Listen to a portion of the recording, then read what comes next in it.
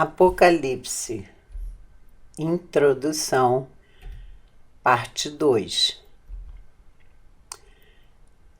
Nós vimos que o livro de Apocalipse é dividido em 7 seções. Agora nós vamos ver as ideias contidas nessas seções. Já vimos que o livro não tem uma progressão histórica e cronológica, ele não segue o tempo cronologicamente. Ele tem 7 seções paralelas e progressivas. Paralelas porque são 7 seções que falam da mesma coisa, sendo que também são progressivas, porque a cada repetição de uma nova seção, ela nos dá mais detalhes, para que no final possamos ver tudo, o todo. A mensagem central de cada seção é a segunda vinda de Cristo. A primeira seção nos fala dos 7 candeeiros. Vai do capítulo 1 ao capítulo 3. 7 candeeiros ou as 7 igrejas, que é a mensagem de Cristo para as 7 igrejas. Não só para aquelas...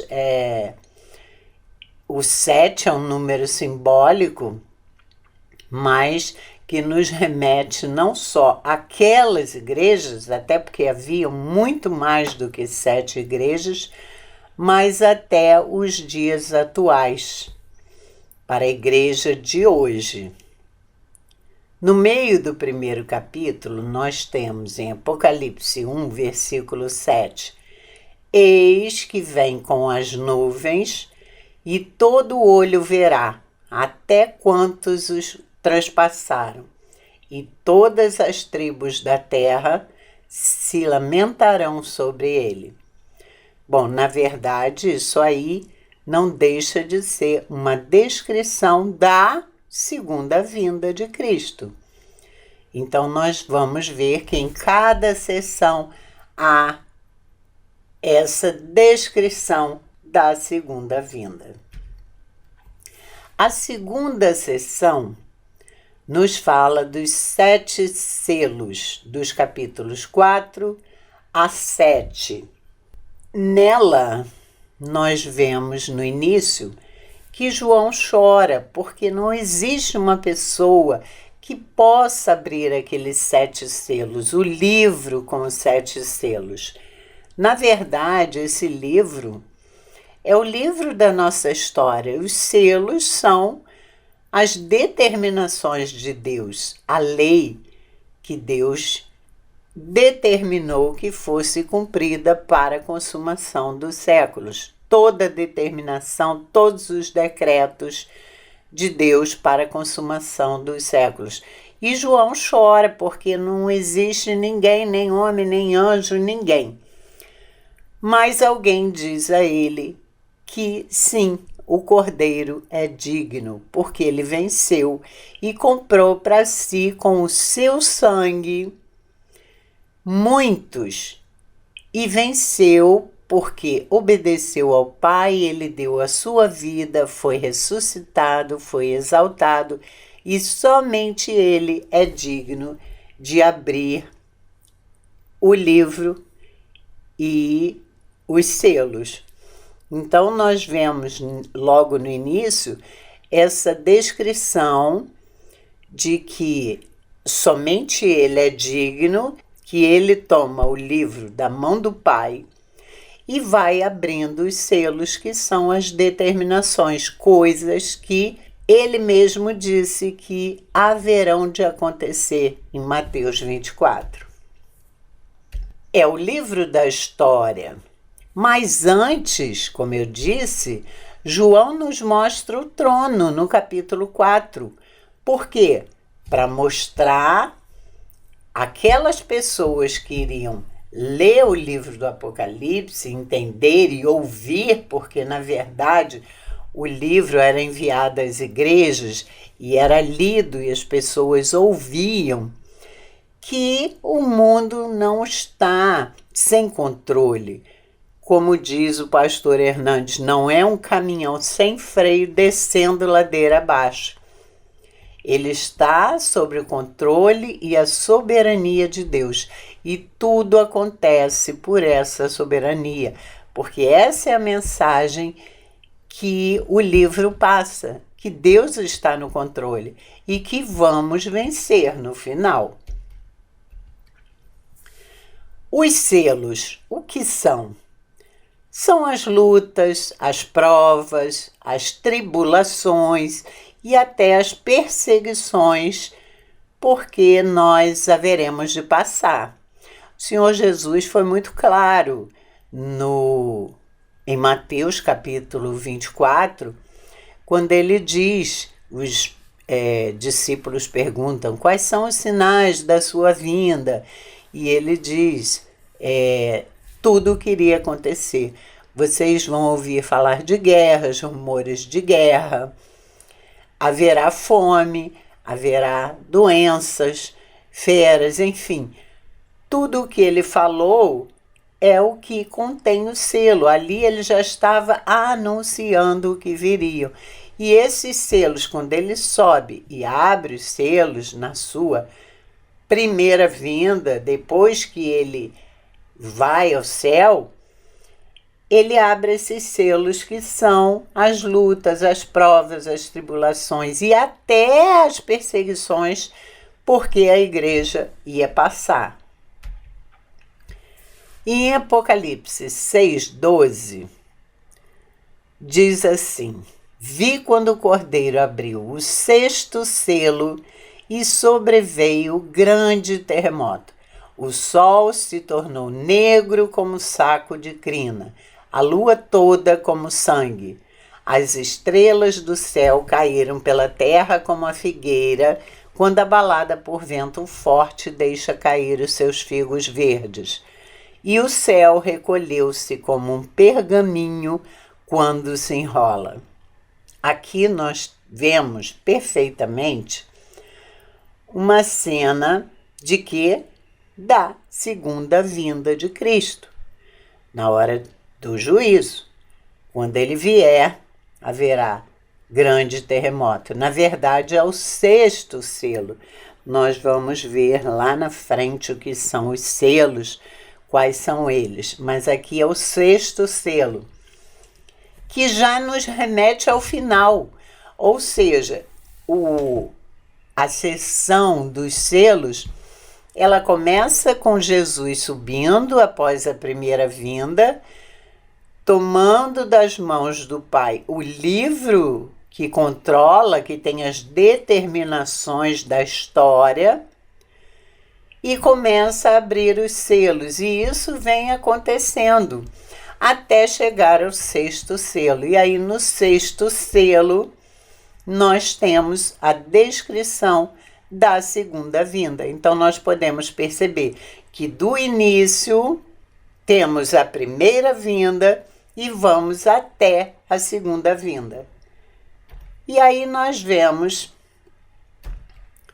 em Mateus 24, dos versículos 29 a 31, que a palavra nos diz: logo em seguida a tribulação daqueles dias, que é a grande tribulação que ele está citando, o sol escurecerá, a lua não dará a sua claridade, as estrelas cairão do firmamento e os poderes dos céus serão abalados. Então aparecerá no céu o sinal do Filho do Homem. O que é isso? A segunda vinda. Então vocês veem como é igual. O sol se torna negro como saco de crina, a lua toda como sangue e as estrelas do céu caíram pela terra. Embaixo, o sol escurecerá, a lua não dará sua claridade, as estrelas cairão do firmamento e os poderes dos céus serão abalados. Isso é a descrição da volta de Jesus, como ele mesmo diz aos discípulos em Mateus 24. Então, é a descrição da segunda vinda. A terceira sessão, que vai dos capítulos 8 a 11, fala das 7 trombetas. Mas o que são as trombetas? Elas são, na verdade, um juízo parcial de Deus ao mundo, aos que não creem, aos ímpios. E elas caem sobre o mar, sobre os rios, sobre a terra, sobre os astros e também sobre os homens. Mas, se vocês lerem as 7 trombetas, vocês vão ver que esse juízo que cai sobre mar, rios, terras e astros, e também sobre os homens, equivale sempre a 1/3. 1/3 dos homens, 1/3 do mar, 1/3 dos rios. Porque as trombetas são um juízo, mas ainda com a misericórdia de Deus. É um juízo que vem junto com a misericórdia. Por isso ele não destrói tudo. Porque a trombeta, ela é uma convocação ao arrependimento. Ela convoca o povo a se arrepender, como aconteceu na época de Moisés e ao longo de todo o Antigo Testamento nós vimos isso. A trombeta convoca ao arrependimento. E por isso esse juízo nos mostra que são as trombetas de Deus convocando o povo a se arrepender.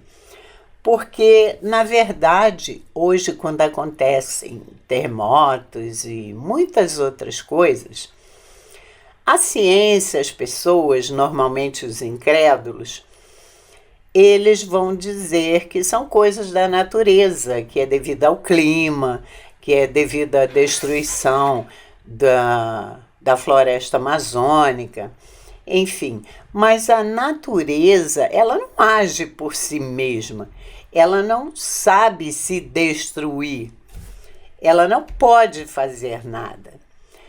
E, na verdade, isso é Deus, porque Ele balança as colunas do universo. E aí nós podemos ver em Apocalipse 11:15, o que diz a palavra.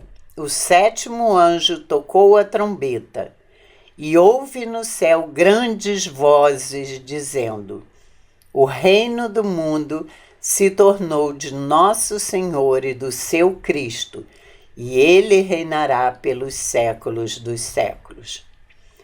Bom, o que será que quer dizer isso aqui? O 7º anjo tocou a 7ª trombeta, é a última trombeta.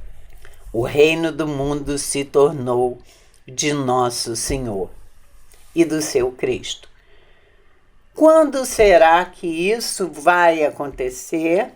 Na segunda vinda, que nós também podemos ver em Apocalipse 11:18.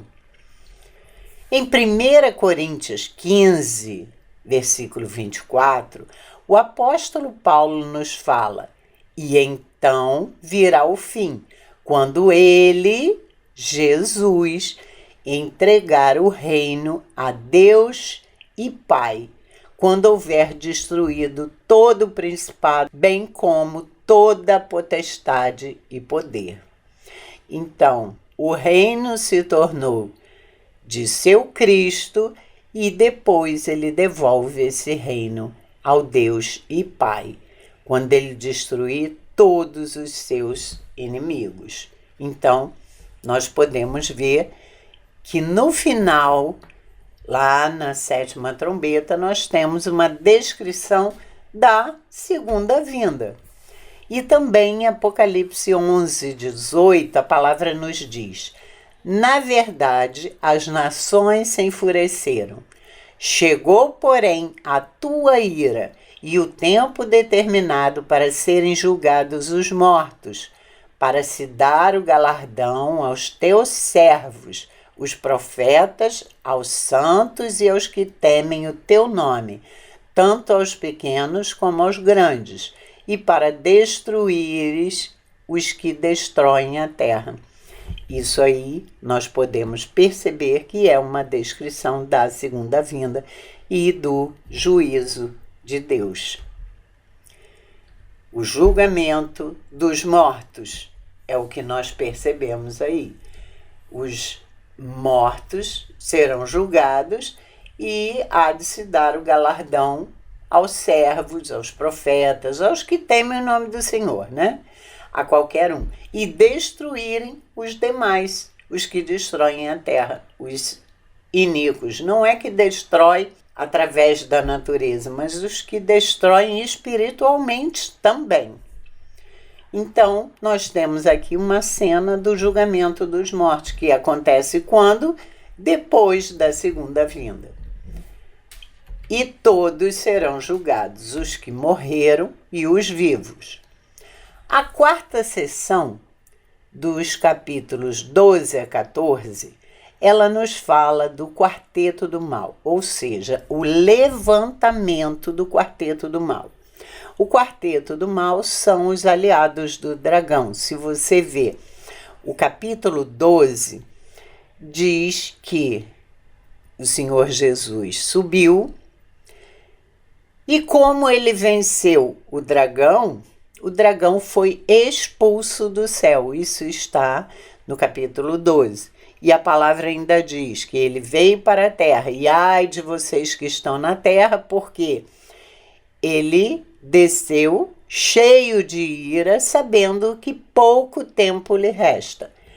Então, o dragão desceu e promoveu o levantamento de um quarteto que pudesse ajudá-lo contra a igreja, porque o intuito dele é destruir a igreja. Logo no início do capítulo 12, nós vemos que ele tenta perseguir uma mulher que está grávida. Quem é a mulher grávida? Não é Maria, não é Eva, é a própria igreja, a descendência de Cristo. Ele quer perseguir, pegar o filho, só que o filho nasce e é arrebatado ao céu, ao seu trono. Olha aí como ele nos conta. Desde o início, quando em Gênesis, Deus fala que o descendente da mulher esmagaria a cabeça da serpente. E ele vem tentando destruir essa descendência ao longo de muitos anos. Ele quer tragar o filho da mulher. Quem é o filho da mulher? O descendente que Deus fala em Gênesis 3. Então, ele não consegue, porque o filho nasce e é arrebatado ao trono. Quem é? Jesus que sobe. É a primeira vinda, quando ele vem, ou seja, até antes da primeira vinda, porque o seu nascimento e tudo já estava previsto antes da fundação do mundo. E Deus só foi nos mostrando através do Antigo Testamento. Então, ele vem, o filho é arrebatado ao seu trono, onde regerá as nações, é o que diz o início do capítulo 12, e quando ele sobe, ele expulsa o dragão. O dragão é expulso, há peleja no céu, e Miguel e seus anjos expulsam o dragão. Vocês podem ler com calma esse capítulo e vocês vão perceber isso. Então ele desce com ódio. Mas qual é o intuito dele agora? Como ele não conseguiu destruir o descendente, ele quer destruir a igreja.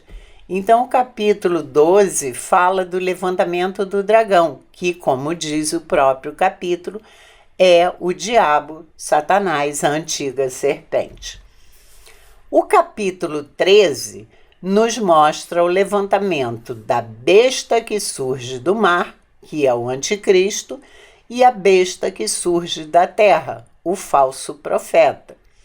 Ou seja, aqui nós vemos uma trindade, porque o dragão quer imitar Deus, ele quer ser como Deus. Como Deus tem a sua trindade, ele também quer ter.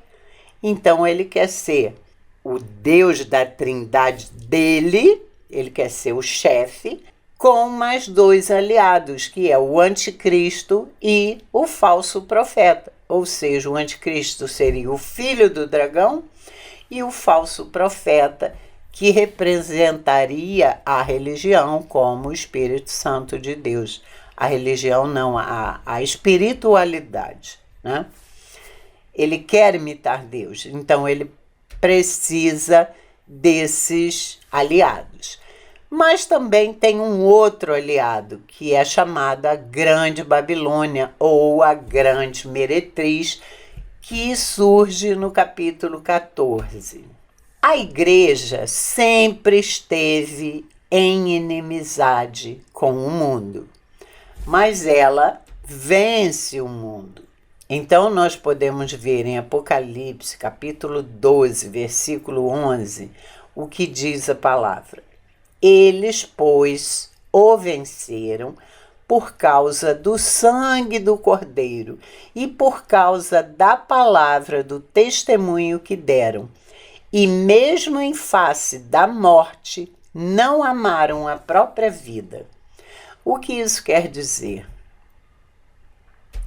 Que nós vencemos o mal. Qual é o propósito do mal?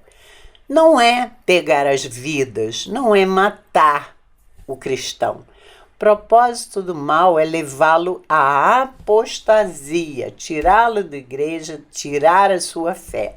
E a palavra testemunha vem de martírio, ou seja, Marte. E esse que é testemunha, ele morre, mas ele vence. Porque Jesus morreu na cruz. E a serpente, ou o dragão, achou que tinha vencido, porque ele conseguiu destruir o descendente. Só que Deus ressuscitou Jesus e o exaltou, e o levou aos céus, e de lá colocou tudo sob seus pés, e ele há de destruir os inimigos. Então, dessa forma, ele venceu. Ele morreu, mas ele venceu. E assim somos nós. E o próprio Senhor Jesus nos diz que nós devemos temer quem mata a alma, não o nosso corpo. Ele diz isso. E quem mata a nossa alma é aquele que quer nos levar à apostasia, quer nos levar para o inferno e impedir que sejamos levados à vida eterna. Em Apocalipse 14, versículo 14, diz assim: Olhei e eis uma nuvem branca, e sentado sobre a nuvem um semelhante a filho de homem, tendo na cabeça uma coroa de ouro e na mão uma foice afiada. Outro anjo saiu do santuário, gritando em grande voz para aquele que se achava sentado sobre a nuvem: Toma tua foice e ceifa, pois chegou a hora de ceifar, visto que a seara da terra já amadureceu. Que descrição será essa?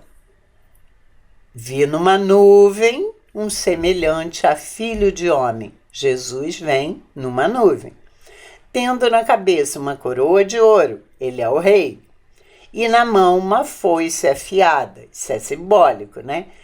E aí o anjo fala: toma tua foice e ceifa, porque já chegou a hora de ceifar. O que é ceifar? Nós podemos ver que isso é uma nova descrição da segunda vinda. Está terminando a sessão do Quarteto do Mal e no final nós vemos a descrição da segunda vinda. Vamos ver agora em Mateus 13:39 o que diz a palavra. O inimigo que o semeou é o diabo. A ceifa é a consumação do século. E os ceifeiros são os anjos. Então, nós podemos ver que bate perfeitamente com o livro de Apocalipse. E que essa ceifa, esta cena de Apocalipse 14, que é o último capítulo da sessão do Quarteto do Mal, fala da segunda vinda e do juízo final. O juízo final acontece depois da segunda vinda, onde haverá a ceifa. Em Mateus 24 e 31, diz assim: e ele enviará os seus anjos com grande clangor de trombeta, os quais reunirão os seus escolhidos dos quatro ventos, de uma a outra extremidade dos céus. Olha a ceifa aí, a separação. Ele há de separar os escolhidos, retirar os escolhidos e jogar o seu juízo sobre os demais. E aí nós temos, então, a quinta sessão, que vai dos capítulos 15 a 16, que nos fala das 7 taças da ira de Deus. As trombetas e as taças, se vocês voltarem a ver no livro de Apocalipse, elas caem sobre o mar, sobre os rios, sobre a terra, sobre os astros e sobre os homens. Sendo que nas trombetas nós já vimos que é um chamado ao arrependimento. A própria trombeta significa chamado ao arrependimento. Por isso elas caem apenas em 1/3 do mar, dos rios, da terra, dos astros. Já nas taças da ira de Deus, é a consumação da cólera de Deus sobre o mundo. Aí não tem misericórdia. A taça da ira, ela vem toda sobre a terra, sobre o mar, sobre os homens, toda. E é a consumação por completo da ira de Deus. Já não tem mais misericórdia. Aconteceu isso, acabou. Jesus voltou, acabou. Não tem segunda chance, não tem ninguém que deva subir antes e os outros tentar serem salvos. Não existe isso. As taças descrevem o juízo. E depois que Jesus volta, não existe segunda chamada. A Bíblia não nos fala que ele vem uma vez, leva alguns, que alguns serão salvos antes, não participarão da grande tribulação. A palavra não nos diz isso. Nós não podemos afirmar porque ela não diz. Ela apenas diz que quando o Senhor Jesus voltar, os mortos ressuscitarão, nós, os que estivermos vivos, iremos com eles, os mortos, junto com eles, encontrar com o Senhor Jesus. Então não há segunda chamada, ele não vem uma vez sem que ninguém veja, isso não está na Bíblia, não podemos afirmar isso. Por isso a versão amilenista, ela tenta ser o mais fiel com a palavra. Em Apocalipse 16, 20, a palavra nos diz que todas as ilhas fugiram e os montes não foram achados. Bom, nós já vimos que Apocalipse é um livro com uma linguagem figurativa, uma linguagem simbólica. E o que quer dizer isso? As ilhas fugiram, os montes não foram achados, se esconderam. É a natureza perplexa, chocada com o que há de vir. Porque a palavra nos diz que a natureza geme e a natureza estará perplexa sabendo que vem a grande ira de Deus. E aí nós podemos ver também em Apocalipse 20, versículo 11, assim: vi um grande trono branco e aquele que nele se assenta, de cuja presença fugiram a terra e o céu, e não se achou lugar para eles. Ou seja, até a terra e o céu fogem da presença de Deus, eles respeitam Deus, então a natureza se curva ao seu Criador e ela foge, é como se ela fugisse da ira que virá sobre os homens e sobre a própria natureza, né, que foi amaldiçoada por Deus. Aí nós vamos para a sexta sessão, que vai do capítulo 17 a 19. E aí nós vemos a queda do quarteto do mal. Aquele quarteto que foi levantado. Só que em ordem inversa. Como é que o quarteto é levantado? Primeiro o dragão, depois o anticristo, depois o falso profeta e por último a grande Babilônia, ou a grande meretriz. Aqui nós vamos ver essa queda de modo inverso.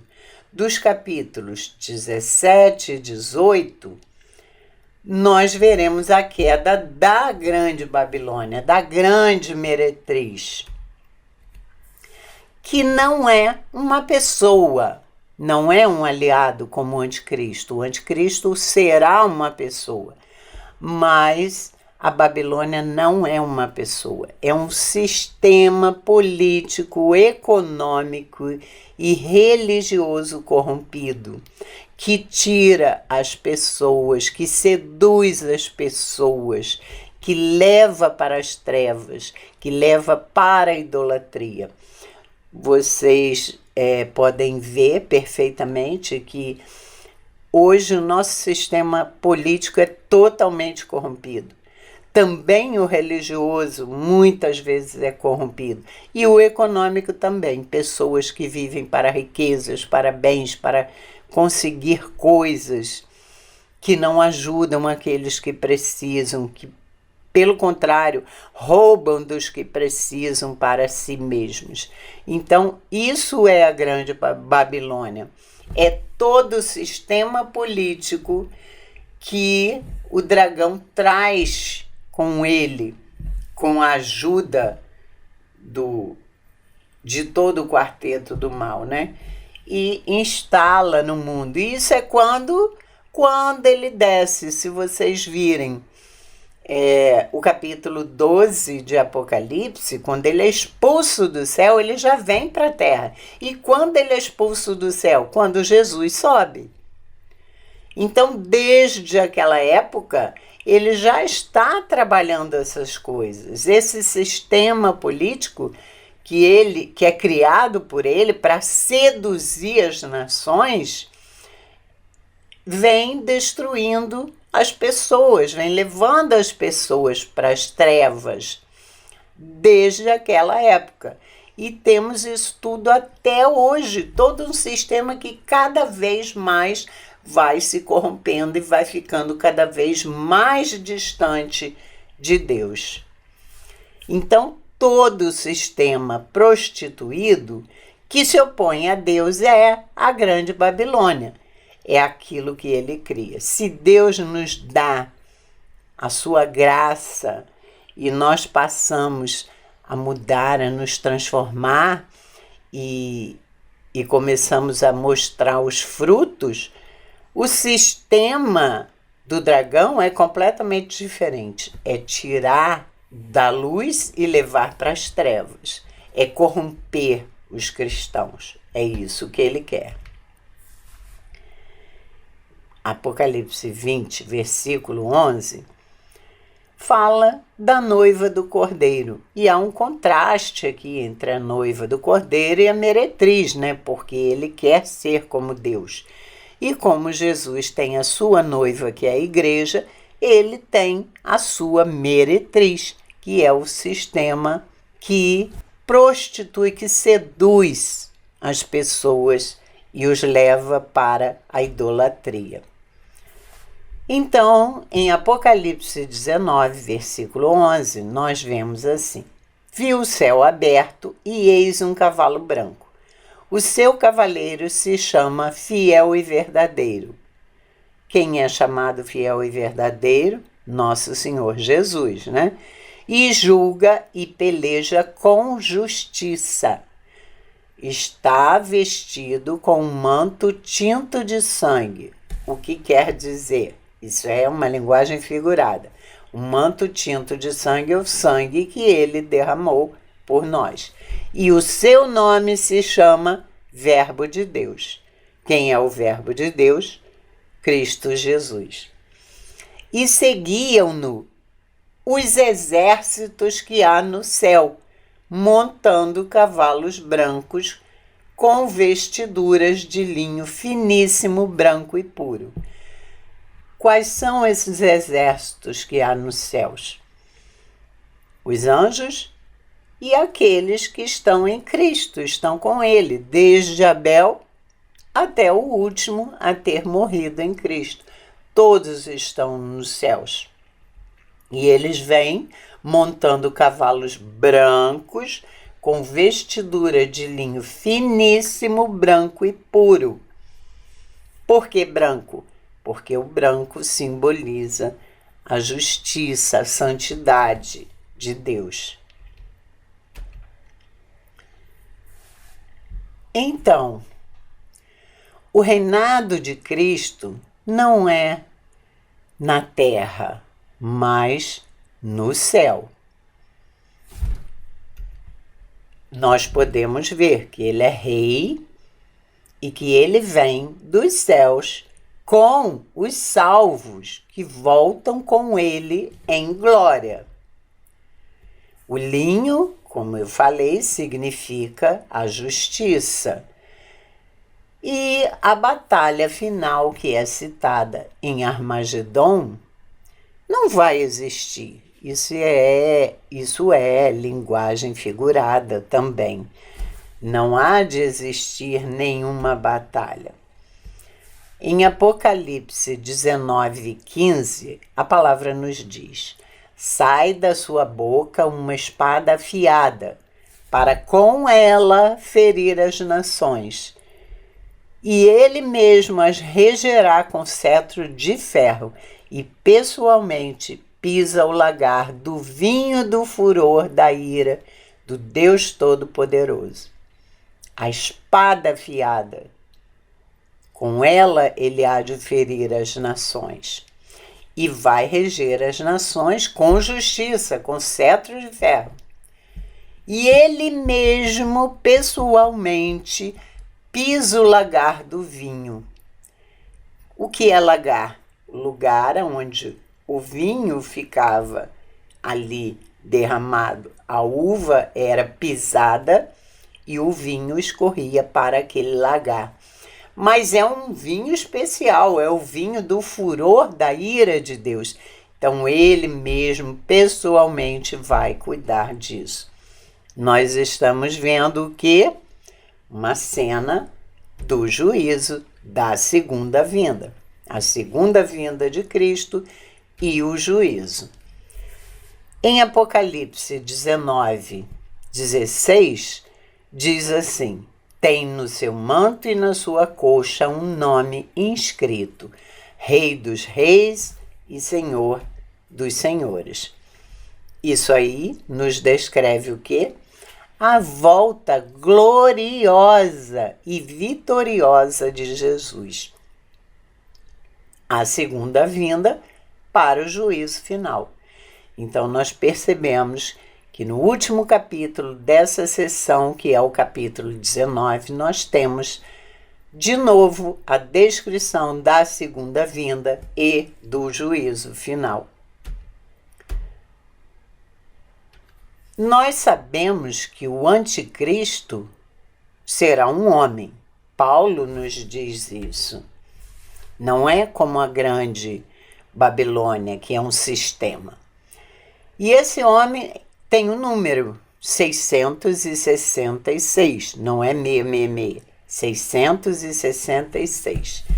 Muitas pessoas tentaram descobrir quem é a pessoa que o nome se encaixa em 666. Na época, Nero, e já achavam que era Nero, Domiciano, enfim, muitas pessoas. Só que o livro de Apocalipse, ele é todo simbólico. Ele possui muitos símbolos, até através de números: 7 cordeiros, 7 candeeiros, 7 igrejas, 7 taças. E o 6, o 6, é o número do outro lado, do dragão. É o número da imperfeição. Talvez por isso João tenha colocado 666, 3 vezes o número 6, que nos mostra a plenitude da imperfeição do dragão, né? E muitos acham até hoje que o Papa, achavam naquela época e até hoje, que o Papa era o anticristo. E isso está inclusive na Confissão de Fé de Westminster, no capítulo 25, versículo 6. Essa é a confissão de fé da Igreja Presbiteriana. Por que ele seria o anticristo? Porque ele usurpa o lugar da Trindade, o Papa, né? Ele usurpa, ele é o representante de Deus na Terra, é ele quem perdoa, é ele quem dá a punição e manda você rezar tantas missas para pagar o seu pecado. Então ele usurpa o lugar de Jesus, porque só Jesus é que perdoa os pecados. Ele e Deus, através do sangue dele, daquele que crê nele. Então, através de Deus e da justiça de Cristo, temos perdoados os nossos pecados. Não por um homem. Um homem não pode perdoar os nossos pecados. Inclusive, na própria época do Senhor Jesus, eles achavam que ele não era o Messias e diziam que ele não podia perdoar pecados, porque só Deus pode fazer isso. Então, por isso, a confissão de fé diz que o Papa é o anticristo, porque ele usurpa o lugar da Trindade.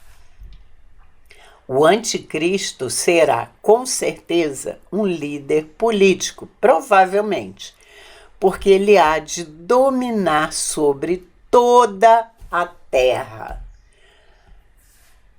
Não há outro cabeça da igreja senão o Senhor Jesus Cristo. Aqui é o capítulo 25, 6 da Confissão de Fé de Westminster, que é a confissão da igreja presbiteriana. Não há outro cabeça da igreja senão o Senhor Jesus Cristo. Em sentido algum, pode ser o Papa de Roma o cabeça dela, senão que ele é aquele anticristo, aquele homem do pecado e filho da perdição, que se exalta na igreja contra Cristo e contra tudo o que se chama Deus. Então, é o que diz a confissão de fé. Embora João nos diga que há vários anticristos, né? Mas aquele ainda não chegou, acredito. Ou já está vindo, pelos sinais. Em Apocalipse 13, versículo 7, diz assim: foi-lhe dado também que pelejasse contra os santos e os vencesse. Aqui nós estamos falando do anticristo. Deu-se-lhe ainda autoridade sobre cada tribo, povo, língua e nação, e adorá-la-ão todos os que habitam sobre a terra, aqueles cujos nomes não foram escritos no livro da vida do Cordeiro, que foi morto desde a fundação do mundo. Então, com certeza ele deve ser um líder político. Ele há de se levantar e dominar toda a terra. Por quê? Foi-lhe dada autoridade. O livro de Apocalipse, mais na frente nós vamos ver isso, diz que o dragão foi preso por 1000 anos, ou seja, depois desses 1000 anos, ele terá toda a autoridade sobre cada povo, cada língua, cada nação. E todos vão adorá-lo, todos os que habitam sobre a terra. Menos quem? Menos os cristãos. Todos aqueles que estão no livro da vida não vão adorar o dragão, a besta, o anticristo, né? Ele provavelmente deverá ter um poder universal que vai dominar todo o mundo, todas as nações, com exceção de quem? Dos salvos, os que estão no livro da vida do Cordeiro. Esses não vão adorar o anticristo. No momento certo, ele será destruído. Ele terá aquela autoridade. O Senhor Jesus diz que aqueles dias serão horríveis, falando da grande tribulação, como nunca houve, mas que aqueles dias seriam abreviados, senão ninguém se salvaria. E que ele viria tentar enganar até os eleitos. Mas sabe quantos ele vai enganar dos eleitos? Nenhum. Ele será destruído sem armas, nem guerra. 2 Tessalonicenses, capítulo 2, versículo 8, diz assim: então será de fato revelado o iníquo, a quem o Senhor Jesus matará com o sopro da sua boca e o destruirá pela manifestação da sua vinda. Ele será destruído só pela vinda do Senhor, que o matará com o sopro da sua boca, ou seja, com o seu poder, né? Então nós temos a 7ª e última sessão, que nos fala sobre a segunda vinda. Voltando na 6ª sessão, nós vimos que o Senhor Jesus irá destruí-lo. Também ali temos uma descrição da segunda vinda. E na 7ª sessão nós vemos a segunda vinda, o juízo e o novo céu e nova terra, que vão do capítulo 20 a 22. Muita gente pensa que o capítulo 20 é continuação do 19, mas não é. O 19, ele acaba com a segunda vinda de Cristo. Então, nós podemos perceber que cada uma dessas sessões, elas vão da primeira à segunda vinda de Cristo. Essa é a mensagem principal. Ela sempre se repete em cada sessão. A segunda vinda de Cristo. Ela começa contando algumas coisas, mas lá no final da sessão sempre tem uma descrição da segunda vinda. Por isso, percebemos como ela é repetitiva. Ela repete a mesma história em cada sessão, mas nos dando mais detalhes, para que no final a gente possa enxergar o todo.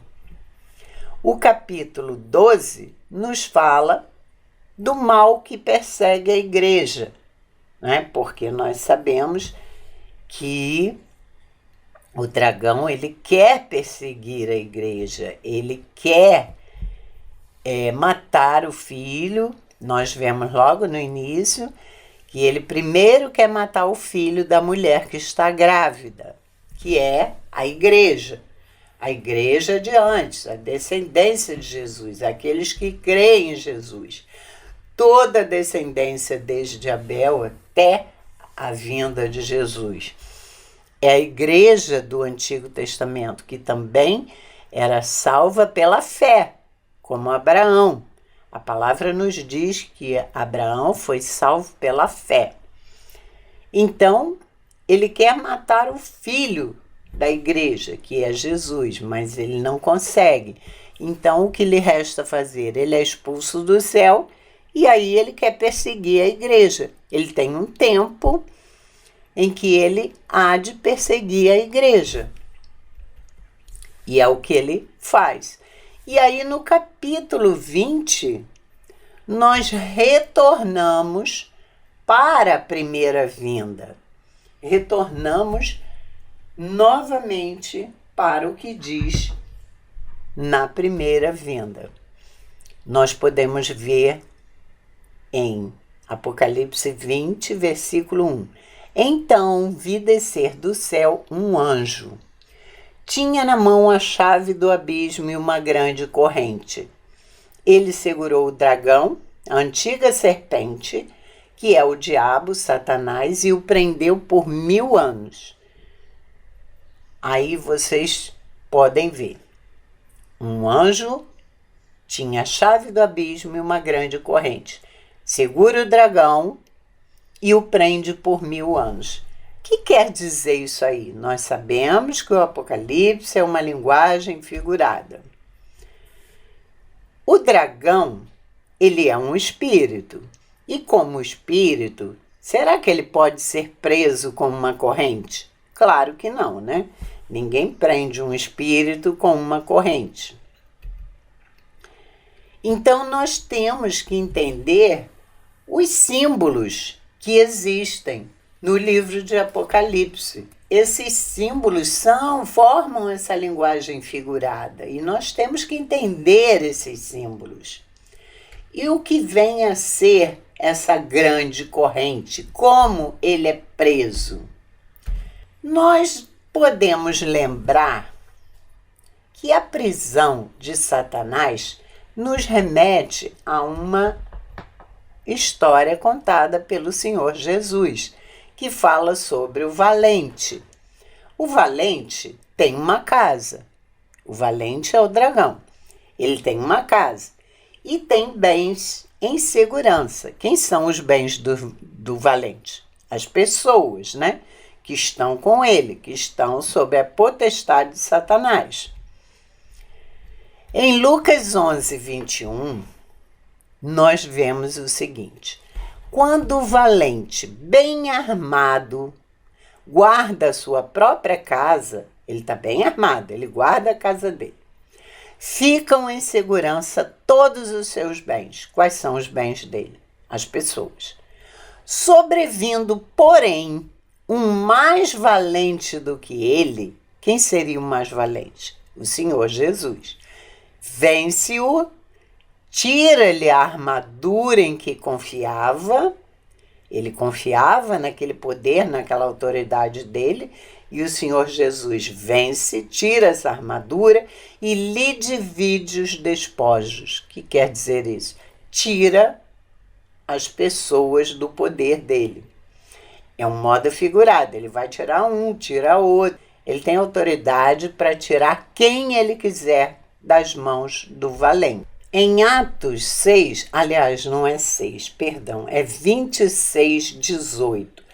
Paulo nos fala da potestade de Satanás. Ele diz assim: para lhes abrires os olhos e os converterdes da treva para a luz e da potestade de Satanás para Deus, a fim de que recebam eles remissão de pecados e herança entre os que são santificados pela fé em mim. E também em Colossenses, ele nos fala que muitos estão no império das trevas. E Paulo diz assim, Colossenses 1,13, ele nos libertou do império das trevas e nos transportou para o reino do Filho do seu amor. Né? Então, nós podemos ver que essa história do valente tem tudo a ver com o que está no livro de Apocalipse. Ele nos transporta para o reino da luz. Então, como é essa prisão do valente? Na verdade, quando a palavra nos diz que ele está preso, é porque ele está impedido de fazer alguma coisa contra o Evangelho. Ele não pode impedir que uma pessoa seja salva, ele não pode impedir que a pessoa creia no Evangelho. Essa prisão é um impedimento temporário, porque a ele foi dado 1000 anos. E olha só, esses 1000 anos combinam exatamente com o milênio, o tempo em que Cristo vai reinar até a sua volta. Então, vamos imaginar, 1000 anos, o Senhor sobe, ele começa a reinar por 1000 anos, lá no céu, ele já está reinando desde que ele subiu. Satanás é expulso do céu e ele fica impedido de tocar naqueles que serão salvos. Ele não pode impedir a salvação. Então, quando passar esse tempo, ele tem autoridade, que são os 1000 anos que vão lhe dar. Aliás, são os 1000 anos que ele vai ficar preso, impedido de agir, de impedir a salvação. E depois lhe será dada autoridade para enganar as nações, depois desse tempo. Só que esse tempo dele será abreviado por causa dos eleitos. O próprio Senhor Jesus nos diz isso. Então, tudo encaixa perfeitamente com a palavra de Deus, com as palavras do Senhor Jesus e de Paulo. Tudo encaixa perfeitamente. Jesus sobe a um milênio em que ele ainda está governando. Nós estamos nesse milênio que é figurado, não são 1000 anos exatamente. Durante esse tempo, o dragão é preso por esse tempo, não pode impedir que as pessoas sejam salvas, e depois desse tempo lhe será dada autoridade para enganar todos os povos e nações. E aí, quando esse tempo for dele, será abreviado por causa dos eleitos. Tudo encaixa perfeitamente. E depois desse tempo abreviado, o Senhor Jesus chegará e o destruirá com o sopro da sua boca. Apocalipse 20, versículo 11, diz assim: Vi um grande trono branco, e aquele que nele se assenta, de cuja presença fugiram a terra e o céu, e não se achou lugar para eles. Vi também os mortos, os grandes e os pequenos, postos em pé diante do trono. Então se abriram os livros. Isso aí é uma cena de quê? Da segunda vinda e do juízo. O trono e os livros que se abriram. Novamente uma cena da segunda vinda. Em Mateus 25, 31, a palavra nos diz: Quando vier o Filho do Homem na sua majestade e todos os anjos com ele, então se assentará no trono da sua glória. E todas as nações serão reunidas em sua presença, e ele separará uns dos outros, como o pastor separa dos cabritos as ovelhas. E porá as ovelhas à sua direita, mas os cabritos à esquerda. Então dirá o rei aos que estiverem à sua direita: Vinde, benditos de meu Pai, entrai na posse do reino que vos está preparado desde a fundação do mundo. Então, nós percebemos perfeitamente a correlação que existe entre o capítulo 20 de Apocalipse com o que está em Mateus 25. Conclusão. É claro que existem outras interpretações, como eu disse, as preteristas, as futuristas, aqueles que creem no arrebatamento. Entretanto, essa interpretação, que é a interpretação presbiteriana, A milenista, na qual eu creio e já cria antes de ser presbiteriana, ela me parece a mais coerente, de acordo com a palavra, porque tudo se encaixa.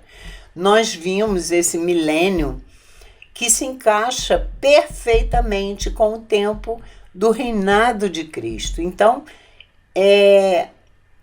eu não consigo imaginar um milênio na Terra, lá em Israel, com pessoas glorificadas, porque quando o Senhor Jesus vier, nós seremos glorificados, os cristãos, convivendo ainda com outras pessoas que estão aguardando os 1000 anos para serem julgadas. E aí nós, com o corpo glorificados, convivendo com pessoas no metrô, no meio da rua, com pessoas que não são glorificadas, não faz muito sentido.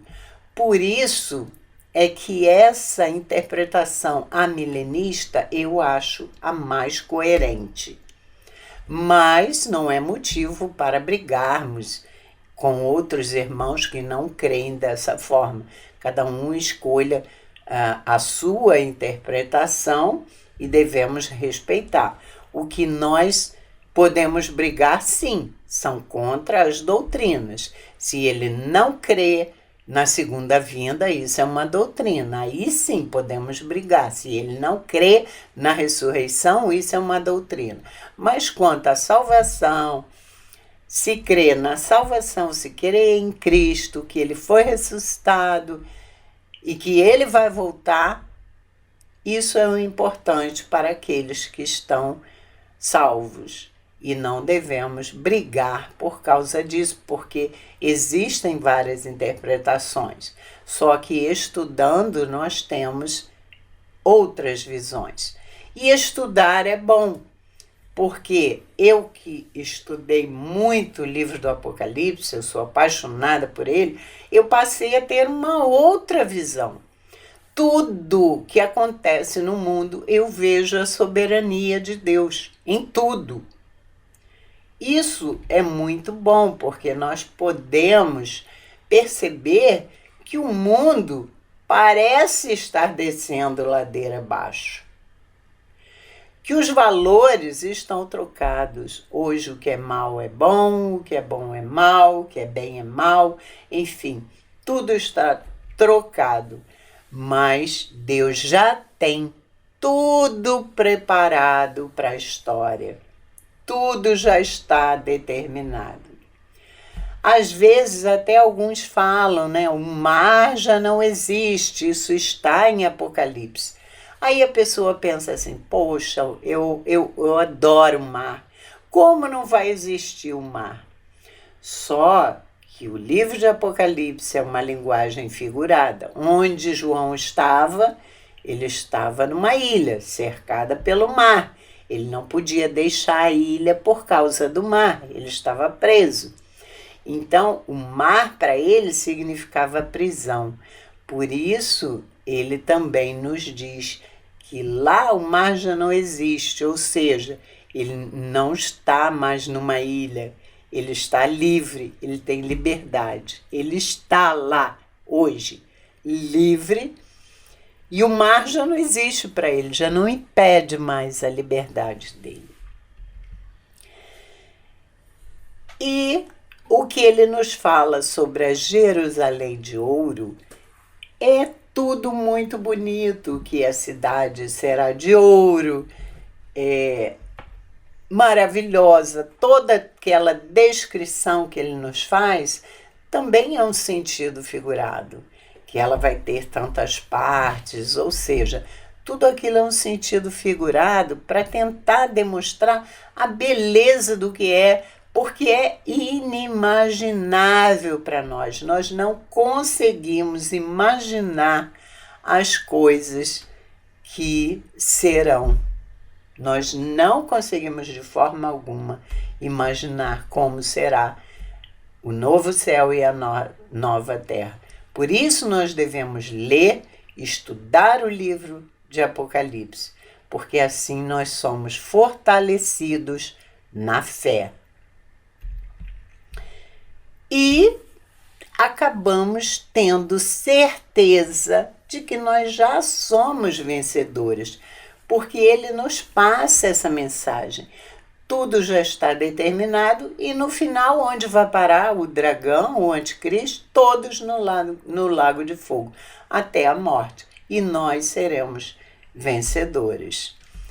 Apocalipse 22:20 diz: aquele que dá testemunho dessas coisas diz: certamente venho sem demora. Amém. Vem, Senhor Jesus. A graça do Senhor Jesus seja com todos. Então, o livro de Apocalipse deve ser estudado pelos cristãos, e não com medo, mas pelo contrário, como uma grande mensagem de amor, como um consolo para aqueles que sofrem, para aqueles que são perseguidos, para os que estão doentes, os que se aproximam da morte, os que temem a morte. É um consolo, porque nos mostra que se estamos em Cristo, ao morrer estaremos com Ele. E também que a história já está determinada. O Senhor Jesus tem os selos.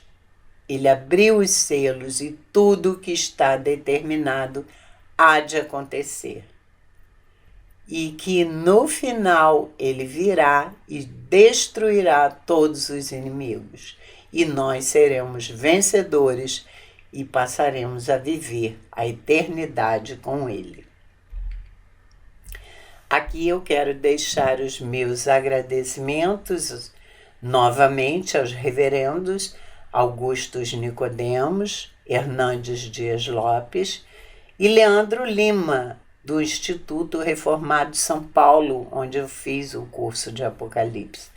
E eu aprendi muito com eles e eu só tenho a agradecer, porque hoje eu tenho uma outra cosmovisão de que tudo está nas mãos de Deus.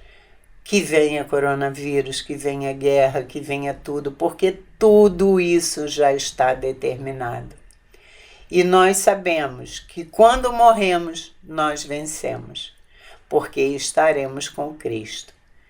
Como diz Paulo, morrer é lucro, porque estar com Cristo é incomparavelmente melhor. Então, o livro de Apocalipse é o nosso conforto, é o nosso consolo. Leiam e estudem, e espero que vocês entendam. E nas próximas aulas, nos próximos vídeos, eu espero estar mostrando cada uma das sessões separadamente, se Deus assim o permitir. Amém, irmãos?